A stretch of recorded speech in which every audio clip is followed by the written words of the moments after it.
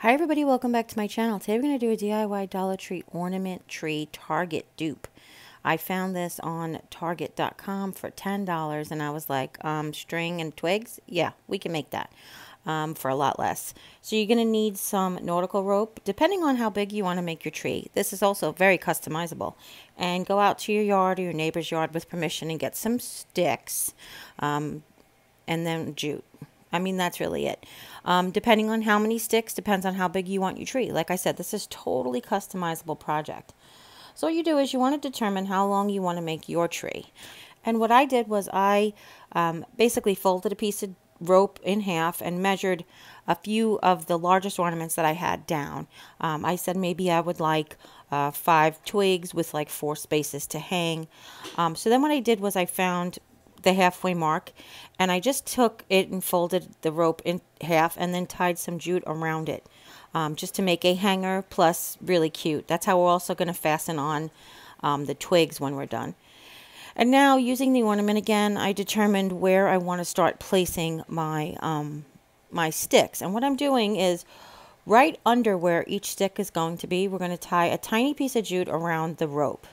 And this is going to act as 2 things. First of all, we're going to be able to make it evenly measured because we're going to tie the rope, the little jutes on before we put twigs in, so we don't have to worry about trying to measure and balance. We're just going to get them evenly down the length, and you want to make sure that they match from both sides of the rope.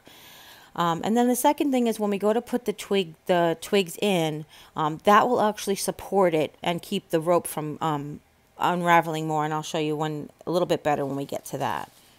Okay, and at the ends, I've just done the same thing that I kind of did with the top. I just left the tape on that you use and just wrapped a bunch of layers of jute around it and then tied the rope in a knot. I made all my knots on the back side of my hanging piece. If there is a backside to yours, that's what you might want to think about.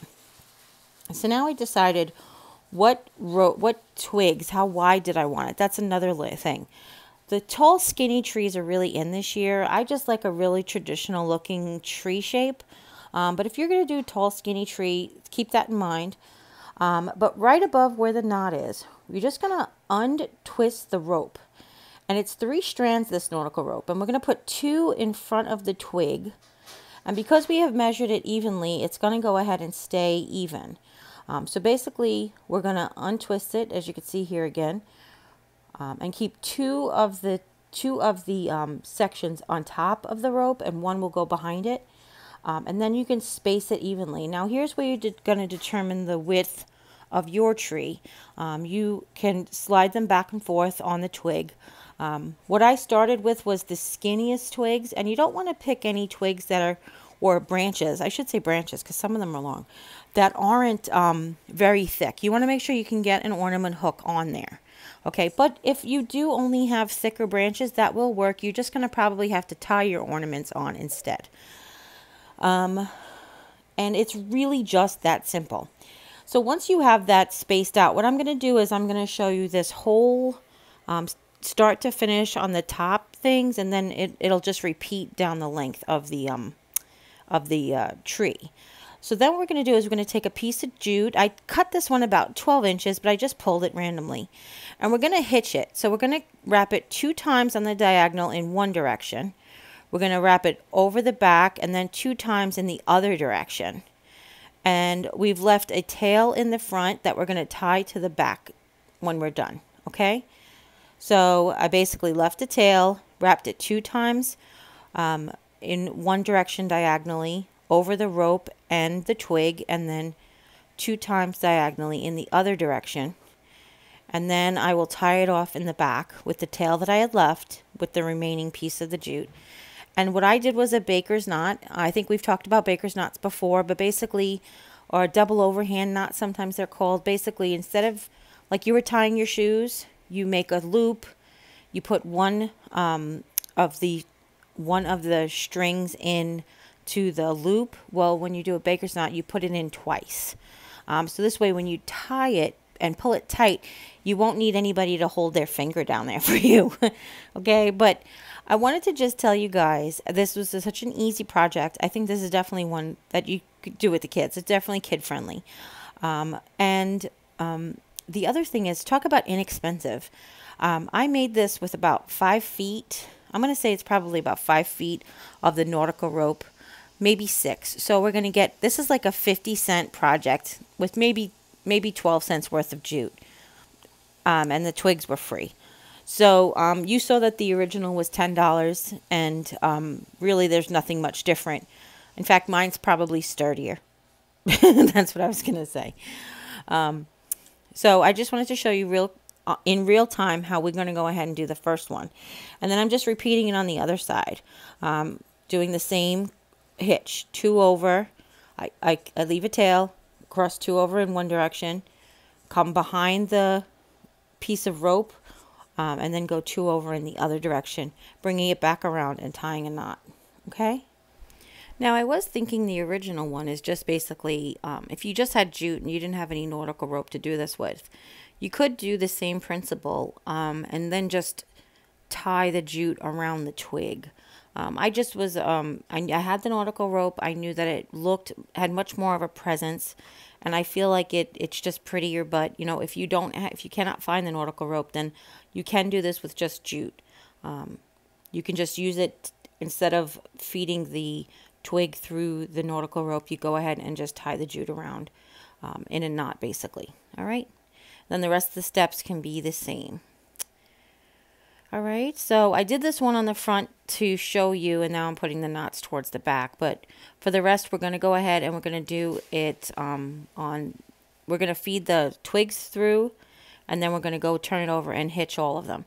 And that's what I would recommend. I just did that first one completely to show you guys how to do it from start to finish. So I wouldn't lose you. It wouldn't be too fast. So what you want to do is, when you determine your tree shape, you know, each time you put on another twig, you need to reestablish your tree shape and then measure about what piece of branch that you want. And I'm just breaking these. My branches, it's the winter time, so they are a little drier and it's a little easier to break. But if you have the little moisture in your trees, branches, then just bring them in the house for like 24 hours and that will definitely help. Okay.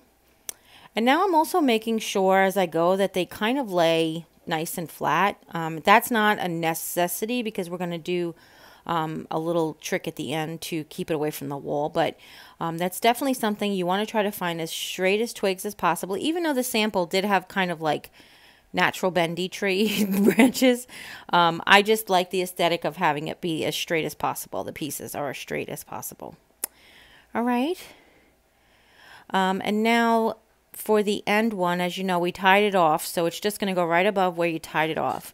Now it is a much smaller space between the second to last row and the bottom row. So I will hang smaller ornaments there. And then this is where I'm going to determine, I hold it up and I'm straightening it out because I want to see if it's all laying properly the way I like it before I tie them off. Because once you tie them off, it's going to be really difficult to move them around. All right. So now when you get it the way you like, go ahead and do all your hitches on all of your joints wherever the rope meets the twig. All right. Now I did end up making this a little narrower, but only after I hitched it, which is why I want to make sure that you guys determine it before you hitch it, because it was really difficult. It really was. What else? Okay, and the other thing is this nautical rope and these branches, the branches almost have like between the rope and the, here's what I want to say, between the rope and the branches, it almost has like a Velcro effect. It is not something that will just slide back and forth. So if you live in a place that doesn't have branches, or if you want more of a modern farmhouse look and you want to use dowels, you absolutely can. I would then, however, use glue to keep the rope from sliding back and forth on the dowels. Because they're so smooth. The branches have their bark and they're all rough and misshapen, so that helps hold the rope on there, okay? And then we're going to hitch up all of them, and then we're going to clean up our mess because, wow, branches make messes. So now I've taken a little, this is just an option. This was not in the original sample, but I thought, you know what? I've seen trees like this before where people hang their ornaments. And if you don't pull it away from the wall, the ornaments will tend to like tilt out. So I was like, what can we do? I said, you know what we can do? We can put 1-inch spacers behind each log. And that's what we're doing here. So I've taken another a twig, a really thick twig or a really, really thin branch, depending on who you're talking to. And I've cut 8 spacers. I didn't worry about the last one, the way it'll just hang. It'll hang fine. But I cut 8 spacers. That's 2 for each of the 4 branches. And like I said, I didn't put any on the 5th branch. And I made them all 1 inch. So what I'm going to do is just going to hot glue them. Make sure that you have the back side, the side that you're not working with, the side where all your knots are. And you're going to just use a glob of hot glue. And don't worry about sanding down the edges of the sticks. As a matter of fact, you want them to be kind of rough and bumpy and porous because that will hold on to the glue better. So I'm just holding it there till it dries. I want to make sure that it sets up really well, and I don't want it to roll over on me. And that's another bonus about using the branches as opposed to dowels, is that they won't roll in the space for you. So once you put these spacers on there, they'll definitely be against the wall and they won't roll down or anything. Does that make sense? I hope it does. Okay. So I'm just going to repeat that with all of them. As branches are always thinner on one end and thicker towards the trunk, well, the thinner ones are used at the top as spacers for the top rungs, and then the thicker ones I used as spacers for the bottom rungs. And that was just a personal aesthetic preference. And each one is getting glued on the outside of the rope, okay? Now, I'm showing you here that if your ornament has a string hanger on it, you want to go ahead and put the hook directly on the ornament, or else they might hang too low. But that, of course, is an aesthetic preference as well. So while my lovely assistant helps me hang ornaments and design this, I came up with a little, like, what was I going to say, like a pitch. And just bear with me because I was goofy and I felt like being goofy. So I was thinking, does your canine, wait, I had it. Hold on. Do you have a canine that makes your Christmas a catastrophe?